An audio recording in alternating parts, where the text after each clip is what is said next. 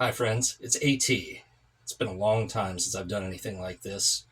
And in typical AT fashion, I'm not feeding you production tricks. There's no fancy microphones here. This is just me in the raw. I'll do some talking and I'll do some playing.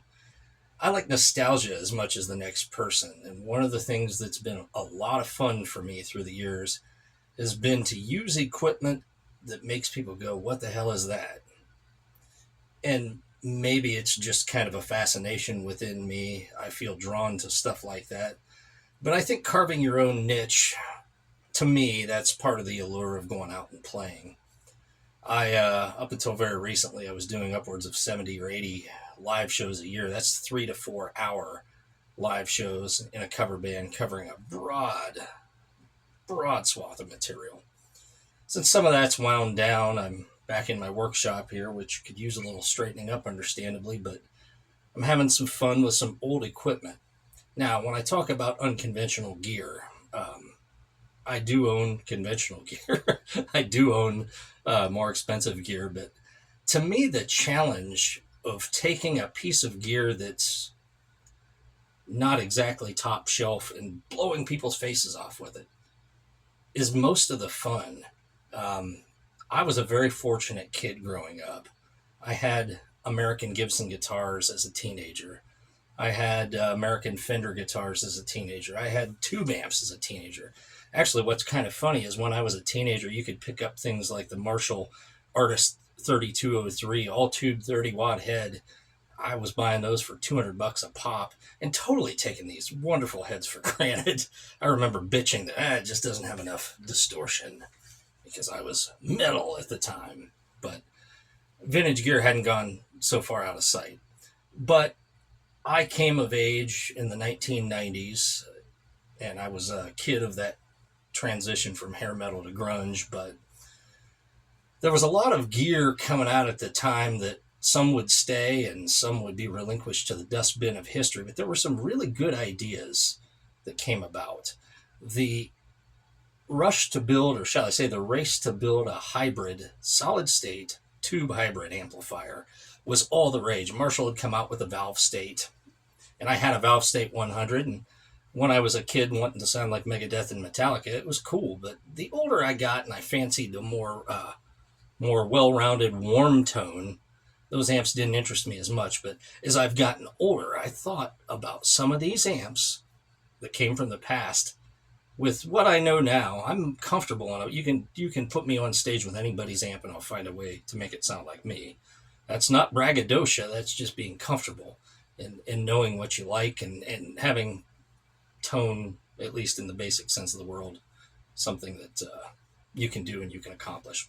So this behind me, which we'll cut to some illustrations of, this was one of Crate's attempts to get in on that market of solid state tube hybrid heads. This is a Crate. It's a GTX-100 Dual Triode. Now, the reason it's called a Dual Triode is because it has dual triode tubes in it, 12AX7s. 12AX7s are a dual triode 12-volt tube. And this one had two of them. And the cool part is they're not concealed within the chassis, so you can swap them out. I put some 12AU7s in it just to see if it would down gain, and it does. It actually cut the distortion down by about 75%. So some of this stuff had starved plate circuit going on, and I'll leave that to the electronic techies to explain that one, where the tubes were basically just a warm filter. In this, they're doing something. Now, the transistors are also doing something. There's a little bit of that transistory kind of feel or sound there. Some guys wouldn't notice it, but I'm hypersensitive to that kind of stuff. But during this period of time, Crate was putting out some really cool stuff, but because they were Crate and they'd caught a bad rap for some of their solid state stuff that was not so great, I thought their Blue Voodoo heads sucked. I've had solid state gear that sounded warmer than those. I called them Blue Doo-Doos. Hated them. But around this time, you had people trying in the business to make it affordable to have a tube amp. So this is kind of a tube amp. It's a hybrid, solid state power amp. Preamp is tube. This is a 3-channel amplifier. It's got mid boost. It's got an effects loop with a mix knob on the front. This head is a sleeper. It has a 0 dB input and a negative 6 dB input. I presume that's for your EMG HZ guys that want to blow faces off with a lot of razor gain. They might want to use that 0.6 dB, or I'm sorry, negative 6 dB. But this thing's built like a tank. I'm going to guess this was late 90s. Alongside this, Crate was doing some really cool stuff. They had the Turbo Valve series, which I had one. It had 6L6 tubes in it and 12AX7s, and it was very similar to this. And it was a great amp too. And then I had the Vintage Club Crate that was like a tweed finish, or a tweed face. And I think it had 6L6s in it, if I remember right. It looked like a classic tweed amp. It was a great amplifier, but because they were Crate, people have long forgotten about them. So I was able to pick this one up super, super cheap. And I thought, this is my opportunity to kind of get reacquainted and see if this was all I had, how good would it sound? First things first, it had some really old, I don't know if they're Rubies or Sovtech tubes. Got rid of those, and I put some JJs in it. And these are the, I've got the box over here. The ECC 83S, which is a better 12AX7, or a higher grade 12AX7, slightly anyway. Certainly better than what's in there, and I think this amp's great. You got to hear an audio demo coming into the video. For those of you who have followed my channel, this is the Squier Classic Vibe 70s HSS Stratocaster that I demoed about 5 years ago, and it has hundreds of thousands of views, the video does. It's one of the top reviews on YouTube.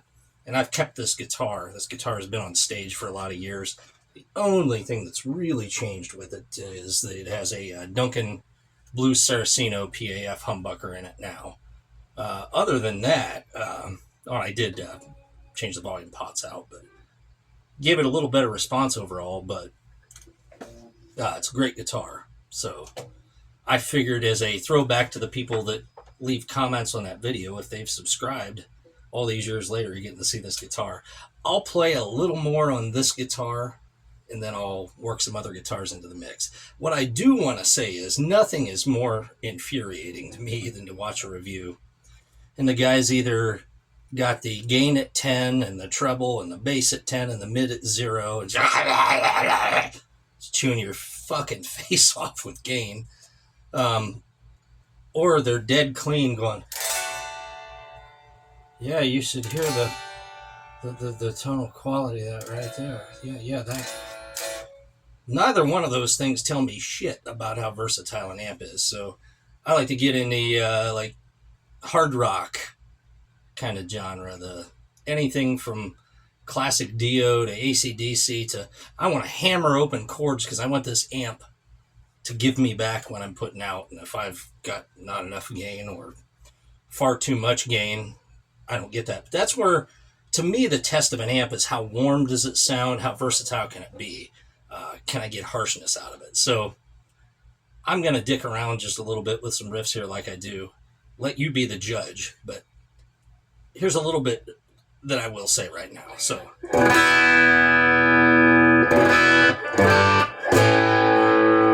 it's very responsive on the volume. I can roll my volume back and it cleans up. So I'm on the hottest overdrive channel right now with the gain. Gain's maybe at 4. So it's just that little bit of sparkle here.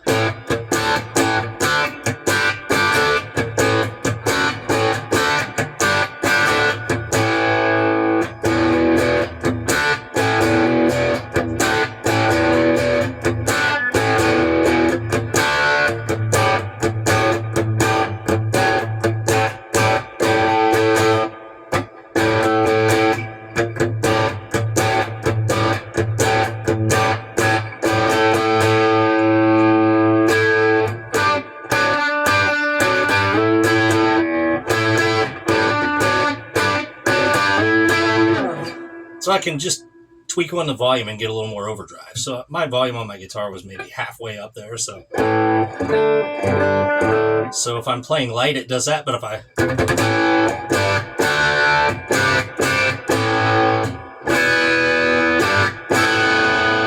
The other thing is, too, you can really hear the open strings.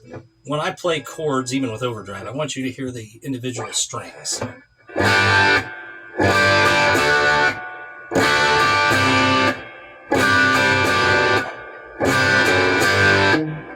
Like so.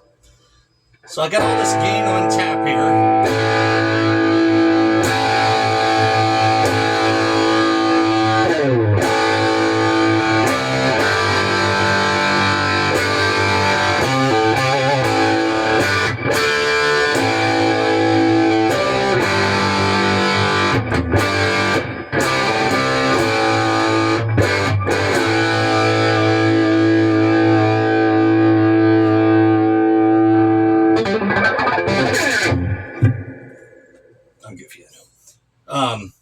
That's kind of the true test there for me, is how does it respond?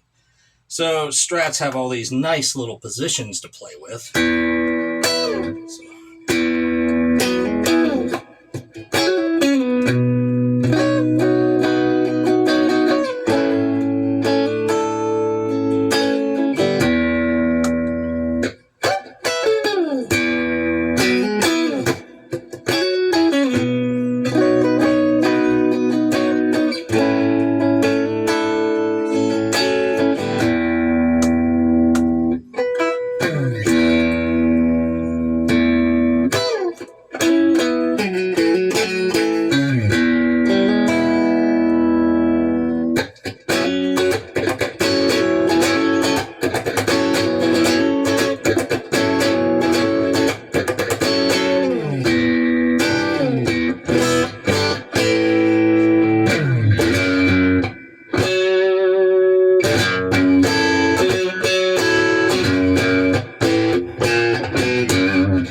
So yeah, it has a lot of character, for sure. A lot of versatility there. Oh, let's see how Billy sounds, shall we?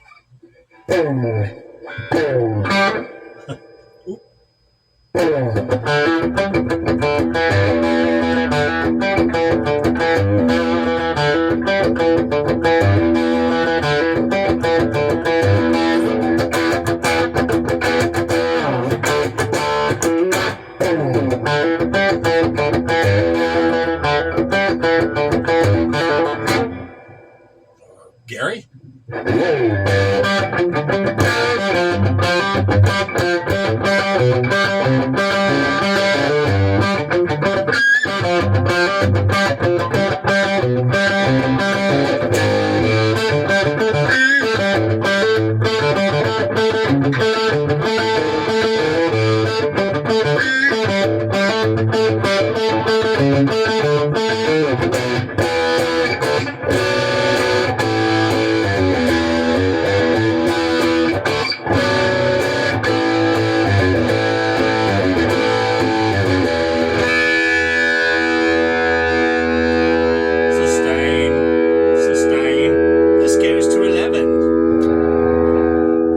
what other classics can we pull out here? I suppose, like, you know, Richie, maybe.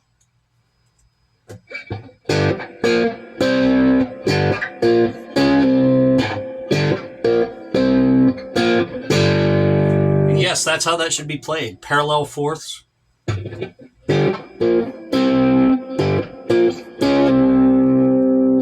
about Tony?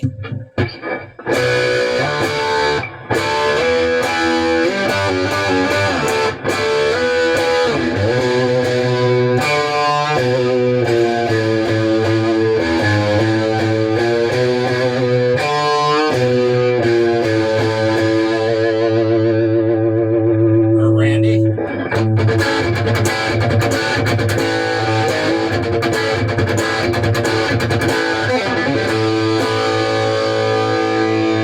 Alex?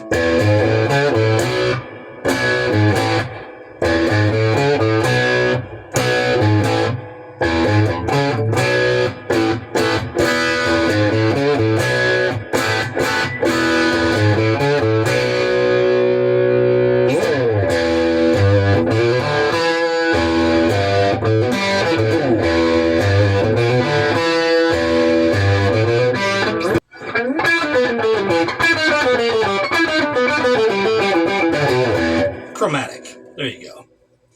Honest, raw, sure. How's lead sound on it? As good as anything.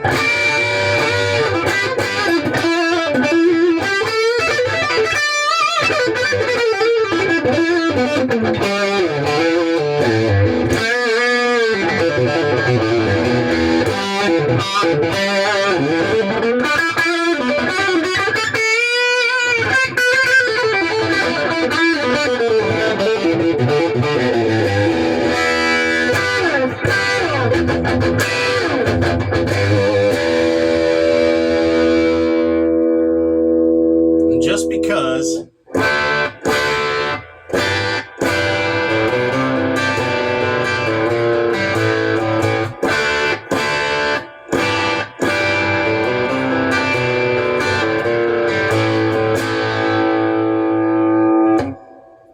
other guitars coming right up.